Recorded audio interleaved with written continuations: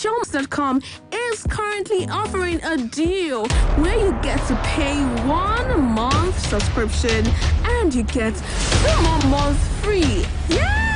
And if you are a DSTV premium subscriber, then you have access to Showmax.com at no extra cost. All you need to do is to just simply add to your existing DSTV account. Yes! And you can also watch the show on any device, anywhere, anytime, on your phone, your laptop, your TV screen, and whatever you want to watch the show on. That is not even all, guys. You can also get a 14-day free trial or stream or download your favorite shows on Showmax, which can be cancelled at any time. Wonderful, right? Don't miss I Am Lakon, the first Nigerian Showmax original. You can also sign up on Showmax.com. I'm sure you understand. Alright, thank you for listening. Bye.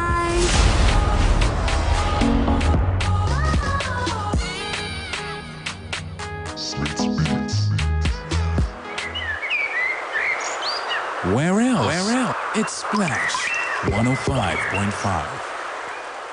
Mamas, una good morning, no. Help them to they smile every day for school. Make them they brush with Colgate Maximum Cavity Protection because Colgate locks calcium in. Out! Spread your wings on Splash 105.5 FM.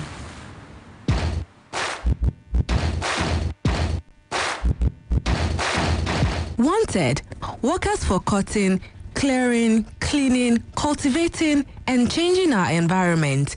On permanent employment, tradesmen, bricklayers, carpenters, plumbers, welders, painters, and so on are welcome. Applicants may submit their profile or application by 11 a.m. to 2 p.m. weekdays at Onibon J Press, Felele, Ibadan.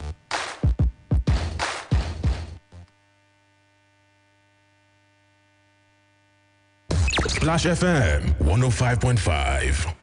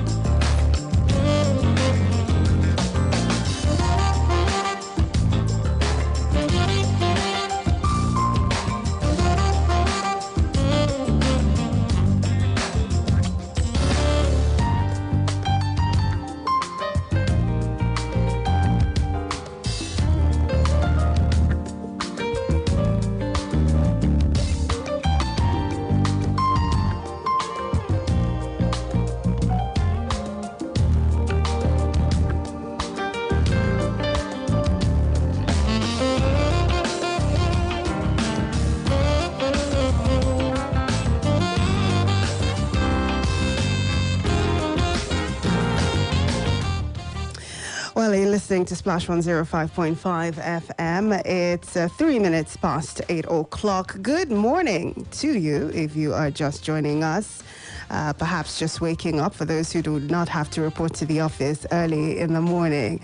Hope you had a great night, and I want to believe that you're off to a really good start. It's a Monday, and it's the 22nd day of February 2021. Hoping, of course, also that your weekend was refreshing. My name is Charity Jerome. It is Beyond the Surface on your number one integrity station, broadcasting live here from Ibadan, the Oyo State capital, Splash 105.5 FM. And just to reiterate, for those who do not know, you can catch us on the internet wherever you are, okay? So you do not have to be in Ibadan to be able to listen to us. If you're going out of town and you're afraid that you might miss out on something that you love on this station, it's no problem because you can easily listen to us online at www.splashfm1055.com. And if you want to live stream the events in the studio, you can also do that also, either via Facebook at Splash FM 1055 or on YouTube, Splash FM 1055. We are streaming live, and it's always nice to know that you're out there listening or watching. depending on which you choose for the day. But it's always a pleasure to bring you the news on this dial. And we try as much as possible to stick to the facts. Eve, you're wondering why I'm saying this. Perhaps you didn't listen to us in the hour for Straight from the Dailies. You know, sometimes information is put out there by sources that cannot be guaranteed or trusted. And part of my job is to ensure that everything I bring on this platform is verifiable information. In other words, fact. Of course, there are times when you get swallowed up in a pond of, you know, plenty news. There's a lot happening at every point in time. And because of the shortness of our time, we can't handle everything. So there are times when something is reported, but because of a lack of time, I can't cover it on the show. That is completely different. There are stories that are untrue, haven't been verified, cannot be considered as facts, even though certain people think that it is news, that we omit and do not bring on the show.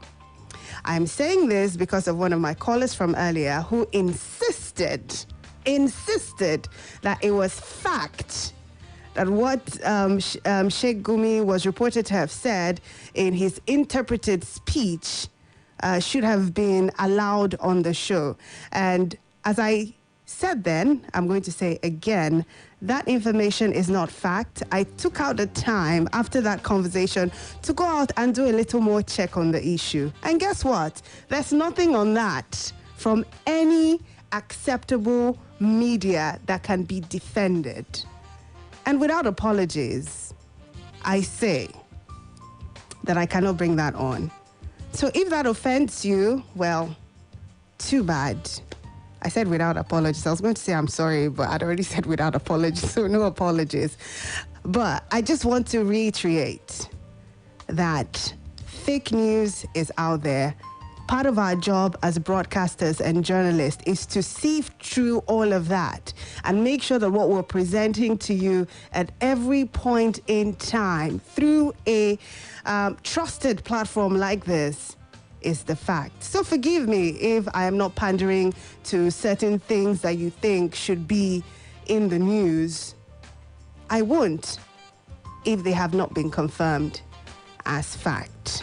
But something that has been confirmed as a fact is something else that was brought to our attention also during the 7 o'clock hour. The altercation, if you like, that happened at Alafara over the weekend. Not a lot was said about it, but I can tell you that it is reported across different newspapers. And even though it wasn't major news, I will be sharing the details of what happened with you so that you understand and are informed as to what happened in that part of town over the weekend. So it's mostly reported in all the big newspapers in Nigeria, of course, but I'm reading from the Daily Post right now, and they have it that some gunmen on Saturday invaded the Alafara community in Ologoeru area of Ibadan and killed some cows. Daily Post gathered on Sunday that the gunmen in the early hours of Saturday invaded the area and killed a number of cows while leaving some others seriously injured.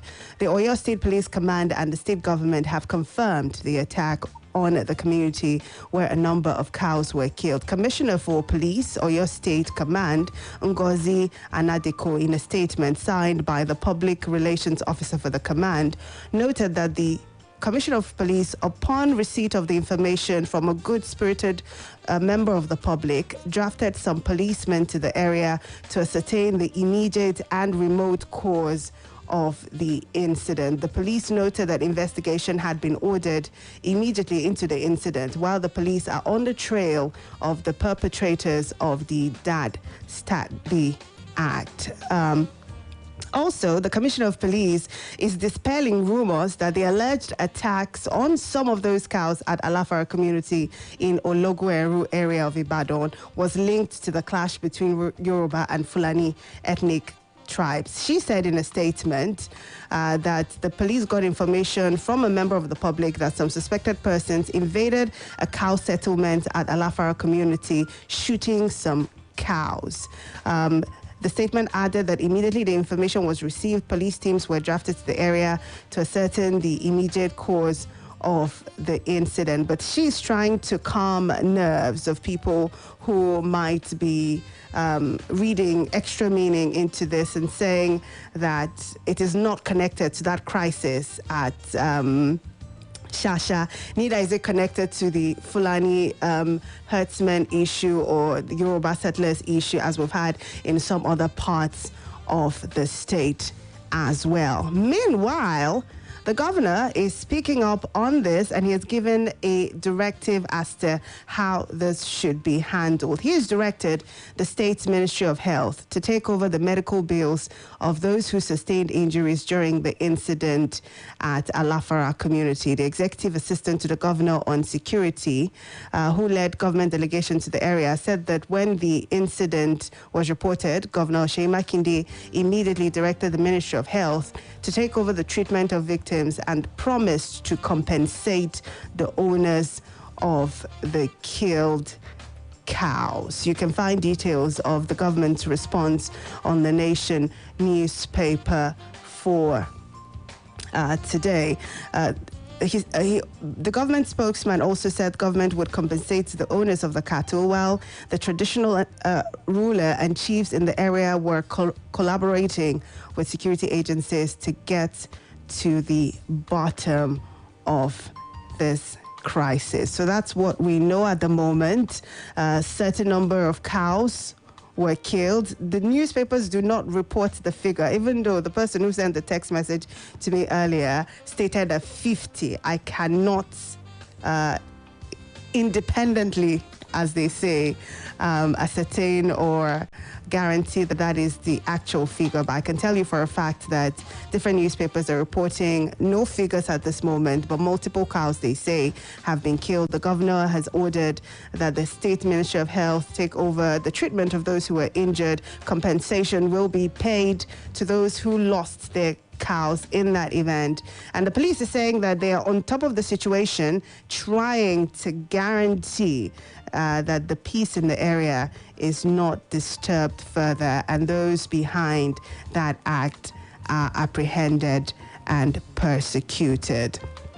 There's also a lot of talk concerning Sheikh Gumi, who has been very much in the news concerning his recent negotiation with bandits and how that's going. Over the weekend, I think it was Friday, it was reported that the Sheikh had said government should give, how did he put it now? Blankets, I think that was the word, blankets,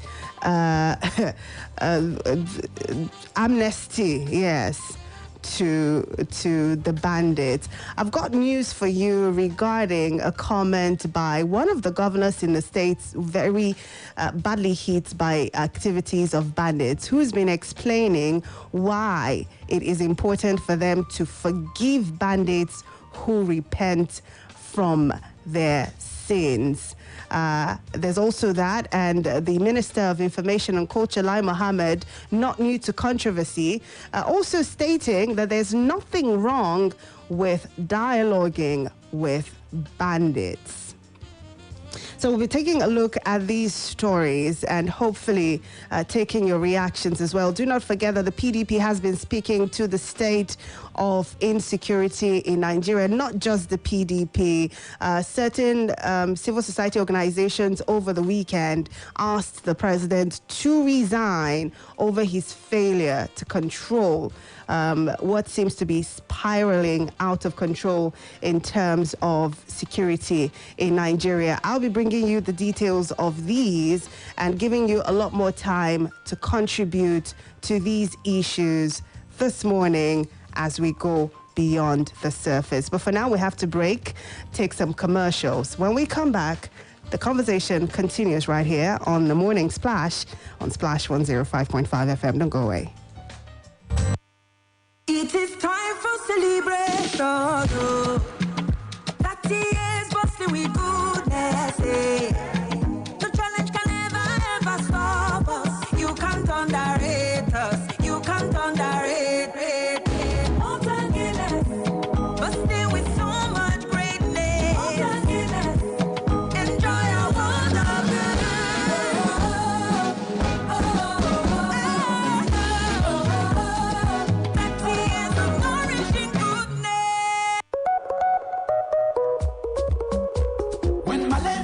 show power for your side, it gon' knock you down. I'm a them salt gel. Me I can tell you no say, malaria medicine we no get bad taste or bitter taste for mouth, and it dey easy to swallow. Try, I got red game changer. I'm a them salt gel. I'm a them salt gel. Now to treat malaria. If body not well after 3 days, see a doctor. It's a new day, a new beginning. As you prepare for the day ahead, just anything is not enough for a delightful, healthy start. Start your day right with Holland your EVAP. Take creamy vitamins and nutrition. Life is so different with you. Holland your EVAP. Hollandia Eva milk, right nutrients for a healthy breakfast. I won't tell you the secret of better food. Now the no chicken and classic seasoning powder. The ingredient that take make am na natural by nature, like real chicken, rosemary, black and white pepper, garlic, onion, parsley, mushroom, coriander. If you knack no seasoning powder for inside your jollof, fried rice, egusi, and all other soup, you go know say flavor pass flavor. No seasoning powder, natural by ingredients, bang by flavor. Excuse me? Yes, I'm talking to you. You who always wants to give your family the best things. I know you'll love this exciting DSTV decoder bundle offer. Instead of 18,600 naira, you can get a new DSTV HD decoder plus 1 month DSTV confirmed subscription for a lower price of 9,900 naira. Yes, you heard me right. A brand new DSTV HD decoder plus 1 month DSTV confirmed subscription for a lower price of 9,900 naira. If you've always wanted to give your family amazing entertainment, then this is your time. Offer starts from February 1st for a limited time only. Terms and conditions apply. DSTV Nigeria. It's your moment. Fresh breath is good, but strong teeth and fresh breath is even better. Use Oral-B 2-in-1 toothpaste for strong teeth and long-lasting fresh breath. Hey, Oga and Madam, you don't see the room now. Make I show you the toilet where you could share with the other neighbors. Now the toilet be this. What's up? Oga agent, you mean say na general toilets clean come white like this, Yes, now. Na hypo toilet cleaner than they use to clean up and kill the yama germs come out. Hypo toilet cleaner? Wow. Wash your toilet at least once a week with hypo toilet cleaner to keep it sparkling clean and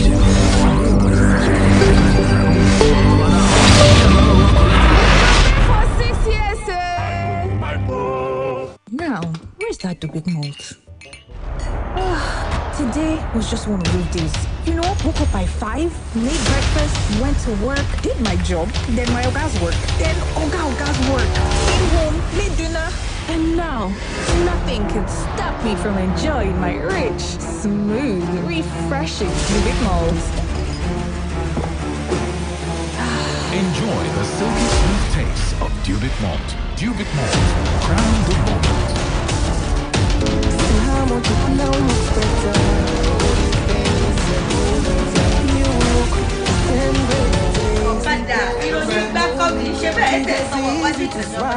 Oh yes.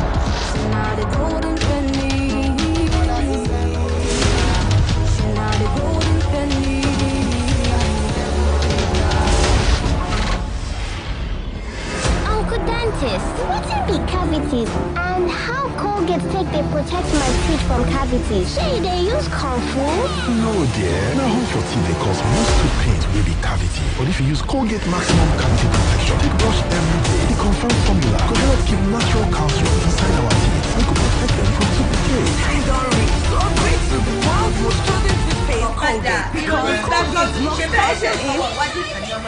Oh yes. They recommend Colgate.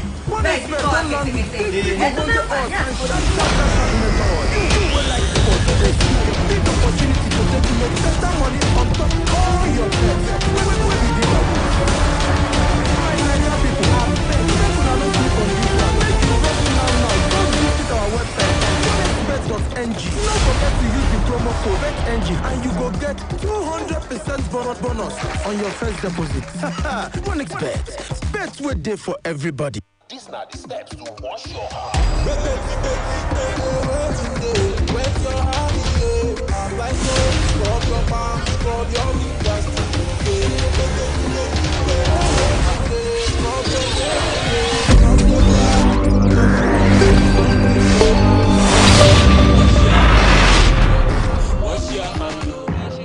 Wash your hands properly on the running water for at least 20 seconds to stop the spread of germs. This public service message is brought to you by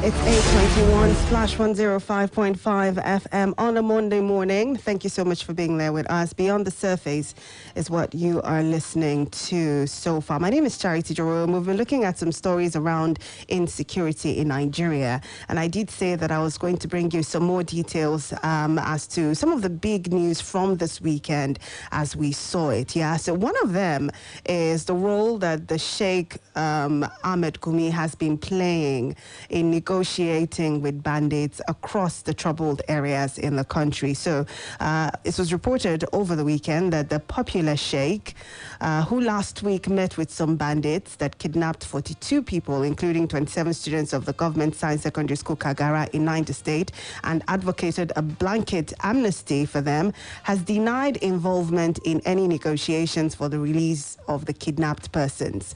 The Sheikh Gumi told this day newspaper in a telephone interview that he went to Niger State on a peace mission with some leaders of the bandits and had nothing to do with the abductions in the state. He said the meeting with some of the bandit leaders had been scheduled even before the two kidnapping incidents that were reported in Niger State last week. Sheikh Gumi said, and I quote, "I am not part of any negotiations. We just met some of these militants trying to dissuade them from their militancy." End of quote. He said during his meeting with the bandits, he asked them about the abduction incidents, and they agreed knowing the group that abducted the passengers in the bus, but he said they did not know those who abducted the students. From his own observation, and okay, let me take this back. Sheikh Gumi said, and I quote, "We asked the leaders about what happened, and they said they know the group that abducted the people in the bus, and they said they will intercede and see that they are released. But for the school children, they said they didn't know who did it because it was too early for them to know." From his own observation and what he was told by one of the Fulani elders, Gumi said those groups they met may be having problems with a splinter group. He said his peace mission had been scheduled more than a week ago. Asked why he didn't attempt to intervene to ensure the release of the students, Gumi said, quote, "We did. The overall commander of the group we met promised that he would investigate those who abducted the children and get them released. You know, you're dealing with groups of militants with warlords, not one, and they have formed an alliance because they are operating within the same area. So now, the biggest one said, let's sit down and speak peace. There can be some few who did not hear about the call for peace or some splinter groups that don't want peace." End of quote. Now, while reacting to reports that the bandits demanded for 500 million naira for the release of the students, Gumi said that it is nonsense. More facts emerged at the weekend on how the former senior staff of the college managed to escape from the bandits. It was learned that the bandits first raided the residence of the staff, where he was kidnapped along with one of his wives and 5 children. According to findings, the staff and had his cloth tied to one of the kidnapped students when they were being taken into the bush. The bandits were in front and back of the procession, but at the stage, the student removed his shirt and took to his heels, giving the staff an opportunity to also escape. But why the bandits did not shoot the staff and the student has remained a mystery, even though his wife and 5 children were among the 42 taken hostage by the bandits. So some developments in the Kagara situation as we have it. Of course, if you listened to us earlier, then you would have caught the report of some controversy. It was initially announced that the students had been released. That was around 11 p.m. yesterday, but information circulated eventually that it was not the case. The governor addressed the parents and family members of some of the abducted people and indeed confirmed that the students were still in captivity. Away from that story to the actions that are being taken by certain stakeholders in this whole drama, particularly in Zamfara State, the governor has been explaining why it is important to pardon bandits, repentant bandits, and grant them some form of amnesty. He said the gesture is the best approach to tackle Nigeria's security challenges, adding that it has helped more than 1,000 persons abducted by the bandits to regain freedom. Some parts of the north have been under attacks, as we know, by bandits who invade remote communities and ambush road travelers. Zamfara is among the worst hit states facing that security challenge. As the situation continued to deteriorate, the state began to grant amnesty to bandits, forgiving as many as were willing to repent, a measure that has been heavily criticized by Nigerians. Matawale, who's the governor of, Bello Matawale, actually, who's the governor of Zamfara State, was having an interview with Channels Television on Sunday, and he defended this gesture of pardoning bandits, saying that, quote, "I cannot fold my arms seeing my people killed every day." The Zamfara template is a focus on inviting various armed groups to subscribe to our non-kinetic approach of forgiveness, disarmament, demobilization, and reintegration of repentant bandits into the society. We consider this peace process as the best approach, as large numbers of those participating in various crimes of kidnapping animals, banditry, were pushing into these, or rather were pushed into these by circumstances such as reprisals and lawlessness of self-acclaimed vigilante groups. What do you think of this? What do you think of the governor's stance? What do you think of the whole idea of a term or a phrase that's becoming more and more popular, non-kinetic approach to handling this situation? While you are mulling over that, consider this. The Minister of Information and Culture, Lai Mohammed, has said that there is nothing wrong with dialoguing with bandits. It's reported on the cable newspaper. Last Wednesday, we know gunmen suspected to be bandits stormed the Government Science College, Kagara, in Rafi local government area of Niger State and kidnapped several students, members of staff, and some members of their families. Abubakar Bello, the governor of Niger State, had noted that his government is doing everything to rescue the victims, including facilitating negotiations with the bandits. While speaking during a radio program monitored by NAN on Sunday, Lai Mohammed, the Minister of Information and Culture, responded to Nigerians who had spoken against the strategy of dialoguing with criminals. Lai Mohammed stated that there was nothing wrong in dialoguing with bandits as long as the ultimate objective is to make peace. These are his direct words.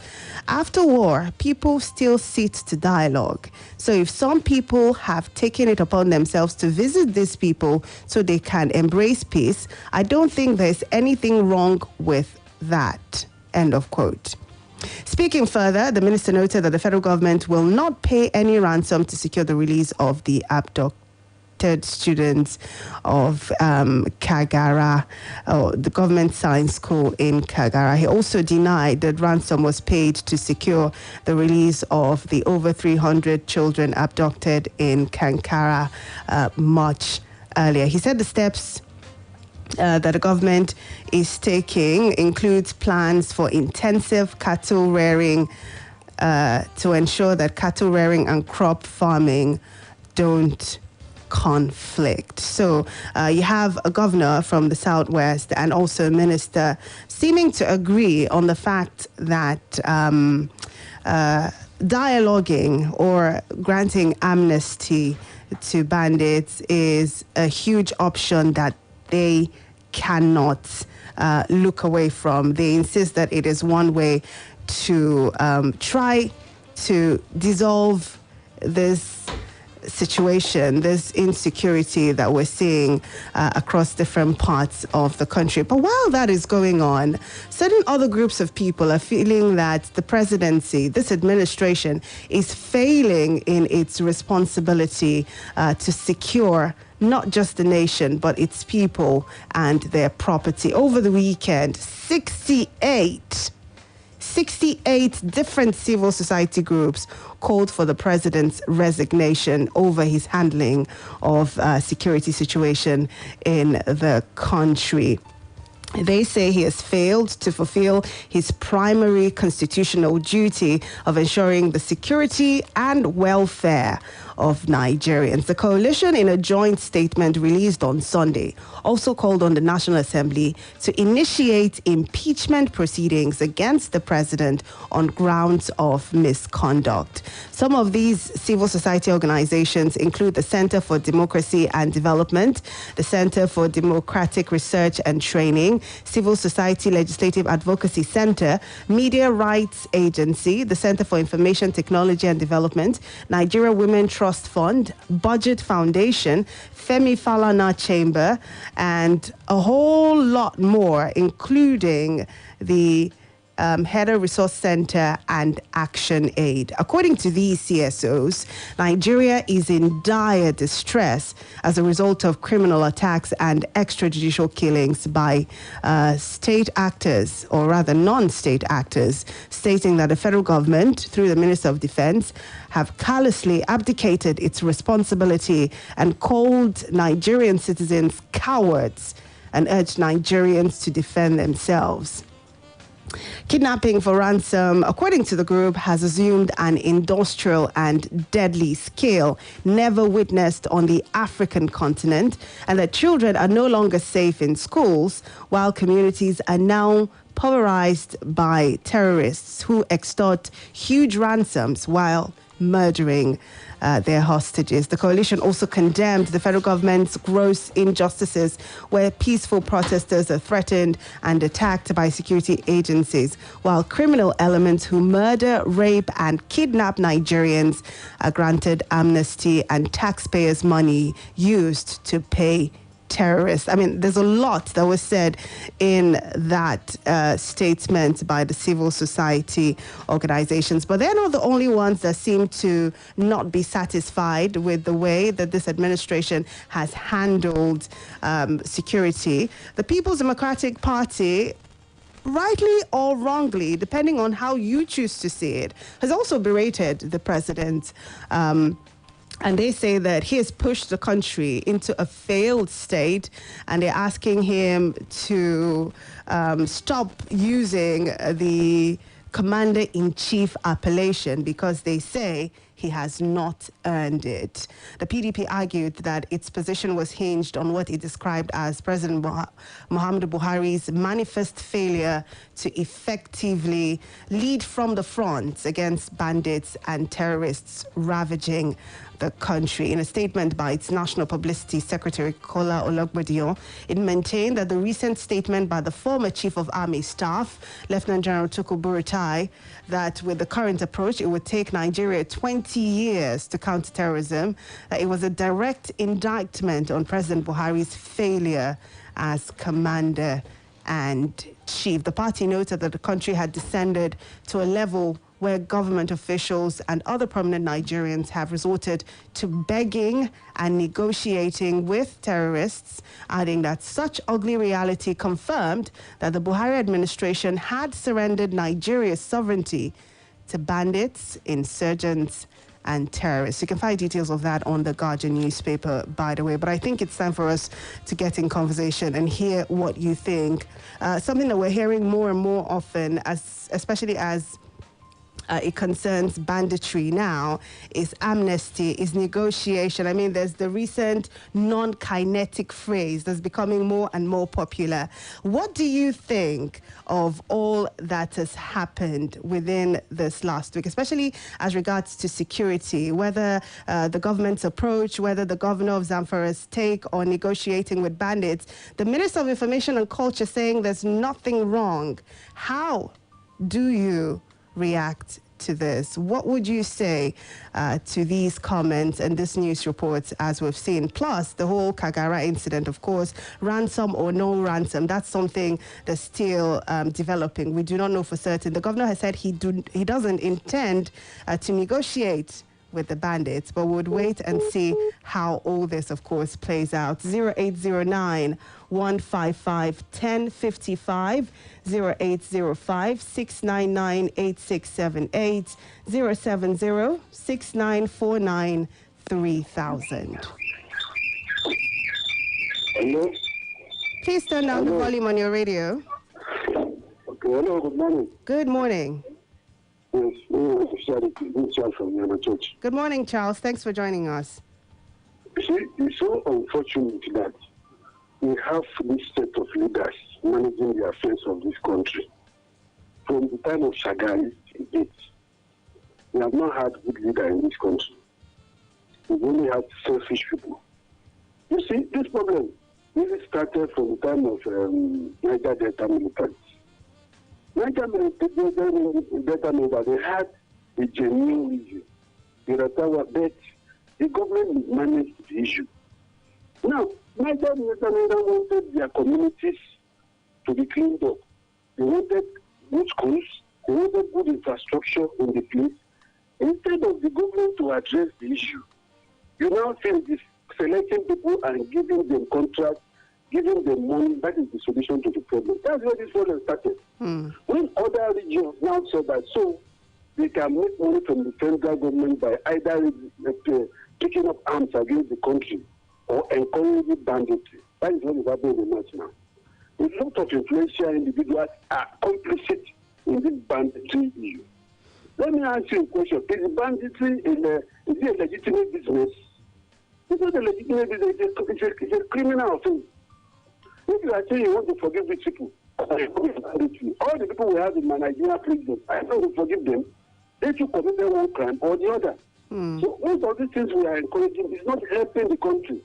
The government, the governors that are saying they want amnesty for security votes they are giving them. What are they using the security votes for? All right, Charles. Ban the security votes or what? They're supposed to use this money to beef up security in their state. Let me tell you something. There is no way you can eradicate banditry by giving them money or giving them subsidy. All right, Charles. Or whatever you call it. You have to fight them to stand still. They are like blackmailers. Okay. They will never give up except to do the right thing to get rid of them. All right, Charles. Charles, you have to leave it at that so I can allow others to comment. Okay. Thank you very much for your comments on the show this morning. Hello? Hello? Uh-oh. So sorry about that. Try to call us again. Hello, good morning. Hello. Hello, Charity. Good morning. Hello, good morning, Charity. Good morning. Yeah, my name is Dr. Mark. I'm calling from the University of Ibadan. I have something to say concerning this issue of insecurity. Please go ahead, Doctor. If the Northerners have taken it upon themselves to cause unrest just because they want amnesty, and the question I have is this. The moment this amnesty is granted, are you sure another group will not come up again? A governor, a serving governor in this state, said Fulanis have rights to carry guns to protect themselves. The outcome of that is what we are seeing now. And I tell you, if you do not stop this issue of rearing cows and taking them around everywhere, insecurity will not stop in Nigeria. That is why the past chief of staff, the defense minister, chief of defense staff is saying it will take 20 years. There are guns in the hands of virtually all the youth in the north. Guns. Now, in the name of security, in the name of politics, we give them guns to attack opposition parties. In the name of herdsmen, we give them guns to rear cows. Why can't we stop this rear movement, cow movement, and create a ranch? Like I said, it's a private business. Individual owners should contribute money, get piece of land, and put their cows there. Doctor, what's your take? What's your take on negotiating with bandits and granting amnesty? The issue of ranching, if we want insecurity to reduce to a very large extent, this amnesty should not be granted. Okay. That is the way things are done all over the world. All right, doctor. Amnesty. Hello? Yeah. Can you hear me? I can hear you, but we're almost out of time, so I'm going to have to let you go now. I have about 3 minutes left, so I need to make this work. Hello? Good morning. Hello? Yes, good morning. Hello, good morning, Chacha. This is Chikos here. Chikos, please go ahead. This morning. Okay, thank you very much. Let me start from where your intro about hate speech and fake news. You know, Chacha, we are living in a country where the government determines what is fake news or not fake news. Most news we have don't appear in the government controls the media. That is true. I was in Olo this past weekend, Thursday, Friday. I saw the attack. I said it's my brother is living there. And now this case never appeared in the Delhi. So the government determines what's happening in Delhi. That's everywhere. Now, on the issue of Gumi, I think that Gumi has an agenda. Gumi has a hidden agenda in all the other states now. Who is Gumi to negotiate for Nigeria? Gumi is not in don't have any political place. And when he said the negotiation, he came out that these guys need to be for amnesty. How will you offer amnesty to a criminal that not fighting for any cause? What else are they fighting for? Let them tell militants you're actually fighting for a cause. But these guys, what are they fighting for? That's what I'm Okay, Chikos. There's no way you can negotiate with terrorists. All right. Chikos, thank you so much. I'm sorry I had to cut you off, but I'm going to take this one last call and then we'll wrap it up for this morning. Hello? Hello? Yeah, good morning, Chacha. Please keep it brief, Ahmed. You're welcome. Yeah, for me, I'm not in support of giving amnesty to terrorists. No, government can negotiate with them just to get the release of the kidnapped school students. And I believe that if they can negotiate with them, why can't they use intelligent gathering to call all these people and know their location and get them arrested? I think our government need to do more, and I believe that President Buhari is not doing more regarding security. I think it's high time for federal government to declare state of emergency when it comes to security in Nigeria. All right, President look like someone that is clueless about solving all this banditry in Nigeria. All right, Ahmed, thank you so much. We have to go. Bandits in Nigeria, they are not a particular. You can't really call them a particular. All right. Ahmed, thank you so much. Our time is up this morning, but we do appreciate your desire to speak to us and to bear your mind on this issue. I think the general consensus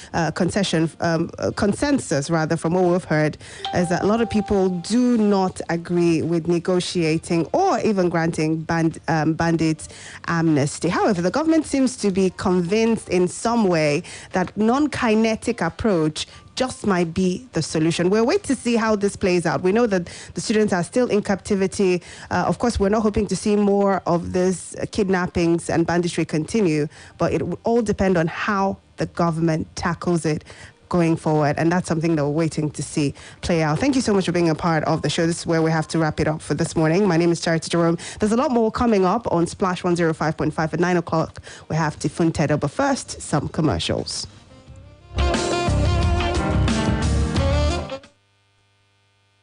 It is time for